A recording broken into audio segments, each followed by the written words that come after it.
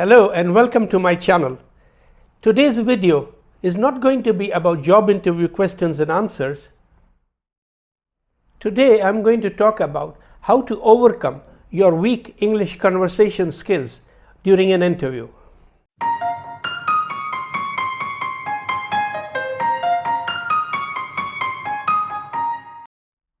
We all know how stressful it may be for some people if you need to prepare for delivering answers in English and you are aware that your English language skills or your command over the English language is not very strong. Many of you may have even failed in your interviews because of this reason.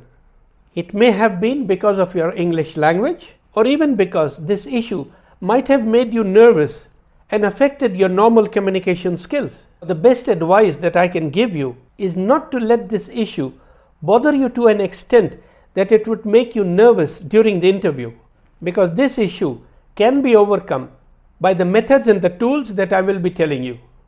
When talking about how to overcome this issue in preparing for your next interview, the first suggestion I can give you is to utilize whatever time you have available before your next interview to improve your English language skills. There are plenty of online tools and tutorials that can help you do that. Before I move on to the next advice on how to overcome this issue, I would like to mention something very important that you need to make yourself believe in even before you start preparing or practicing. And that's because it has to do with your mindset. Remember, your mindset and how you approach challenges can change things around in your favor. You can also take comfort in the fact that many interviewers will consider this as a sign of your nervousness, unless of course you are applying for a position that requires extensive verbal English communication and talking to people. Another positive aspect for you to start with is the fact that you are already aware of this issue and that you have the time to do something about it. So first you need to remember and believe that this is not an English language test, and that you can overcome the lack of your language skills by speaking slowly and using simple words. Most of the time, the words really don't matter as much as the thoughts behind the words and how you deliver them. Communication is not all about the language or the words we use. There's a lot more to it than that. Your tone, your gestures, and your body language. Let me give you an example. Do you realize that when a customer service representative is smiling while talking to you over the phone, you can feel it? This just goes to show the power of non-verbal communication. I have interviewed many people who were selected for the role in spite of their poor English language ability, because they made up for it with their confidence, body language, and by showing their passion for that position. And the second suggestion I can give you is practice. Practice in the form of mock interviews, which are available free on many websites. Now, to make it easier for you and to save your time, I have given down in the description of this video 4 websites which offer free mock interviews. Some of them even offer you post-interview feedback.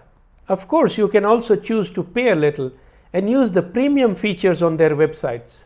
And I would suggest that you take at least 5 to 6 mock interviews without giving a long gap in between before the actual date of your interview.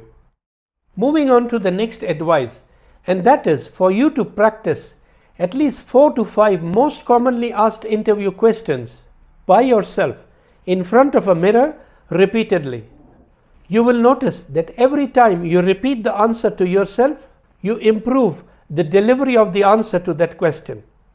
It doesn't matter even if you have the answers written on a piece of paper in front of you and you read them out to yourself in the mirror.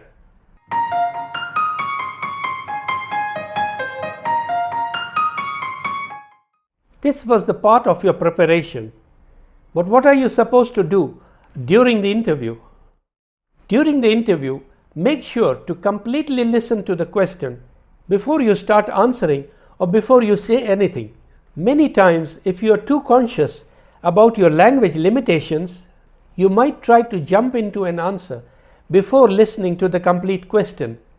Don't do that.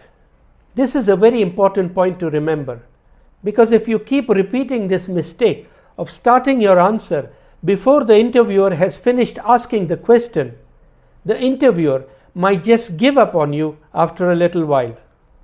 And one last step during the interview: ask the interviewer directly if it's okay to take some time before you start answering the questions.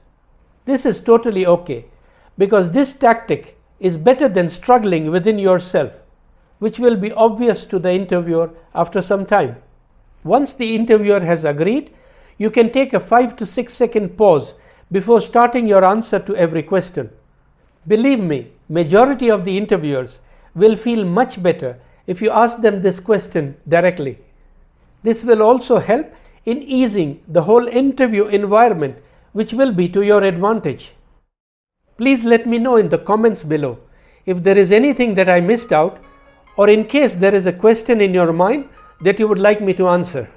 Make sure to check out the websites below for the mock interviews and the links given for the most commonly asked questions for you to use for your practice. Until the next video, goodbye and stay safe.